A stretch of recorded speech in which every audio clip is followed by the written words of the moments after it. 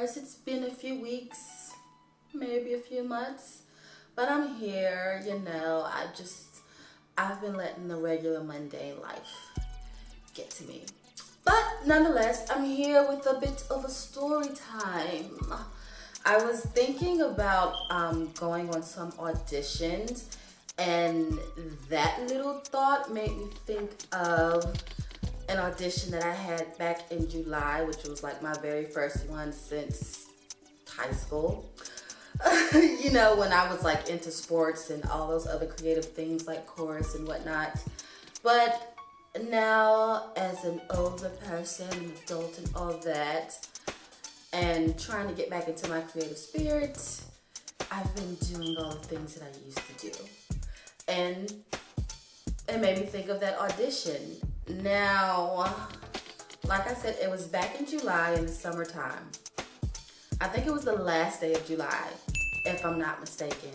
And I heard about it through social media. So it's more like scrolling.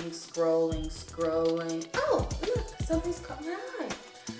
And I clicked on it and it told me the day. I clicked a link where I had to, you know, sign in, put it all in my information.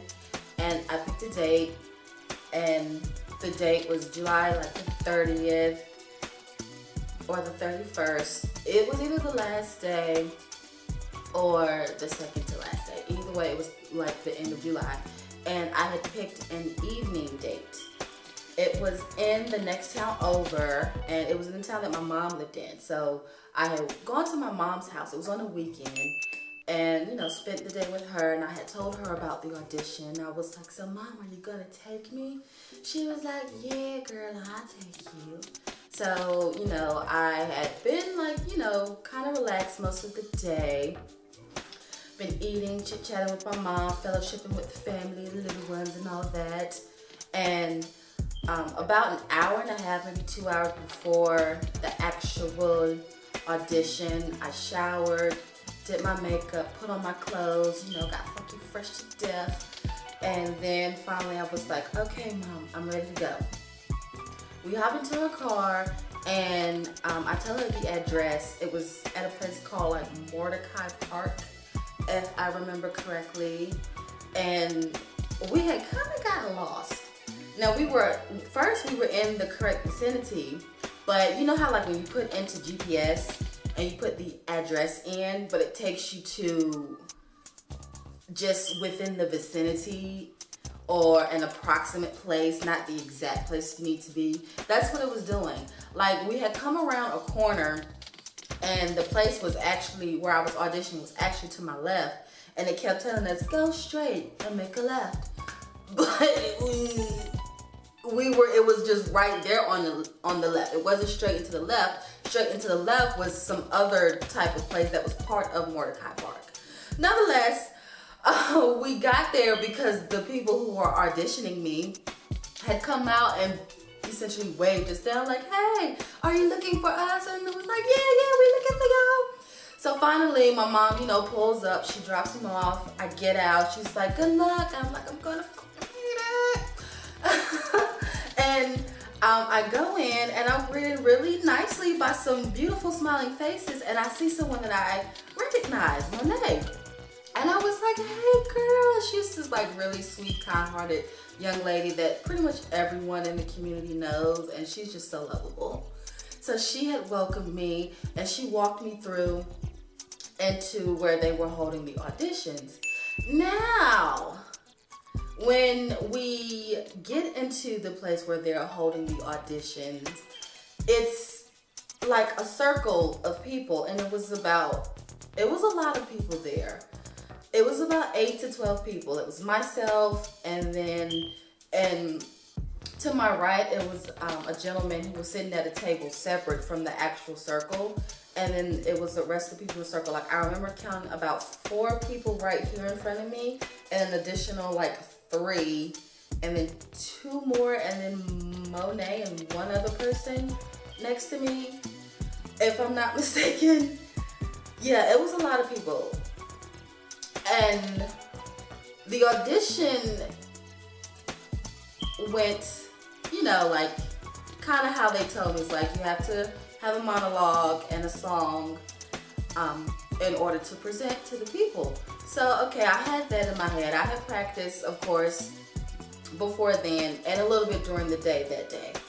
I try not to obsess during the day because I have the proclivity to overanalyze and overthink, so I didn't want to do that day.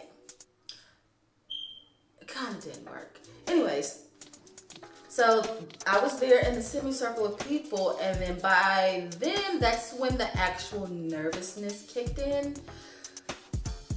I did everything I could to maintain my sang-froid. It didn't work too well, you know. I sat down and, you know, they asked me questions like, can you read music? Have you ever performed before? What makes you want to, you know, be a part of the production company? I'm like, no, I don't completely know how to read music. I performed in high school and middle school, never really done anything in my adult years, and I'm actually doing this to step outside my comfort zone. I like doing creative things. It's just that, you know, I'm usually in my house, performing in my mirror, singing in the shower, you know, the typical stuff. And they were like, okay, thank you. So we're gonna ask you to perform a monologue, anything of your choice. And I was like, okay, cool. And what I performed was Maya Angelou's In and Out of Time. I chose that because that's literally a poem that I had memorized in college, and all I had to do was like kind of brush up on it. I didn't have to memorize a brand new monologue or poem or anything like that. And then, ooh, by this time, like after that, this is when the actual anxiety attack came. I don't know exactly what it was or what triggered it. I mean, I expected to be a little bit nervous, but dang it, a full-on anxiety attack. It wasn't excessive. You know what I mean? Like I wasn't hyperventilating or anything, but you could tell that I was nervous because I was getting questions from like so many different places. Like at least 4 different people were asking me questions. So like one person will ask me a question, I'm looking here, and then another person will ask me a question, I'm looking here, and then another person, I'm like looking here. You know, it totally wasn't what YouTube had prepared me for. Nonetheless, you know, they were actually very nice about it, to say the least, you know. So they see me, you know, I'm not necessarily breathing hard or anything, but you know, I'm like looking and I'm nervous because, you know, my mind is racing. And then I didn't full on cry, but tears formed in my eyes and I had to pat, you know, like my makeup and all that. It was obvious. It was obvious, very obvious. And when it came to the time for me to sing, which they were like, okay, tell me how your singing voice is, which I'm a shower singer, okay? I really don't necessarily have a voice. You know, I said I can carry a tune. I'm no one's Janae Aiko, let alone Beyonce. But at the very least, I can harmonize or carry a tune. I blend in well with the chorus. And Monet was like, okay, well, you have the song that you choose to sing. I was like, yes, I do. She was like, okay, well, tell us what you're going to sing. And if you need to, you can go over to that corner and turn around if you need to. It was obvious that I was freaking nervous and having a panic attack. And she was accommodating me. That was so sweet of her. It really was. Because, child, if I had to sing right there in front of people, I would have passed out. So, I go to my little corner and I sing. Baby, you know that you got me tripping. You see I'm open. Baby, I'm open. Baby, you know that you got me tripping. See I'm open. Baby, I'm open. Alright, so by the time I struggled through the freaking song, they actually clapped clapped for me, you know, gassing me up to make me feel a little bit better. And I sit back down, you know, and I was like, I don't know if it was before or after I had performed the struggle song, but I was like, you know, it's kind of odd how when I was younger, it was so much easier to perform because you, as an adolescent and a kid, you're a lot more uninhibited. You know what I mean? Even if you are not as confident in yourself as you are, you still just try things. And nonetheless, you know, I'm sitting down again and they're, you know, wrapping things up. They ask a few more questions, like they verified my contact information, told me how long it would take for me to hear back from them if they made a choice. They didn't choose me. And you know how things would go from there. And it was to perform for, they put on productions usually around like Black American, African American folklore and history, and I thought it was kind of up my alley, or at least worth the try. You know, the things that I'm trying to do as far as like creative things and hobbies outside of just work and adult things all freaking day, every day, you know what I mean? Now, did I want to be picked? Of course I did. Did I get picked? No. I mean, I essentially cried in the freaking audition, you know what I mean? So that probably led me to believe, like, if she's gonna cry in an audition, she'll probably like pass out, throw up all over the stage during an actual stage play. I don't think we need her. And quite honestly, I don't blame them. I mean, if you don't think a performer is ready, you just don't think a performer is ready. Now, what I learned from that about myself is that, albeit I do tend to have, you know, my anxiety issues, but I'm still bold.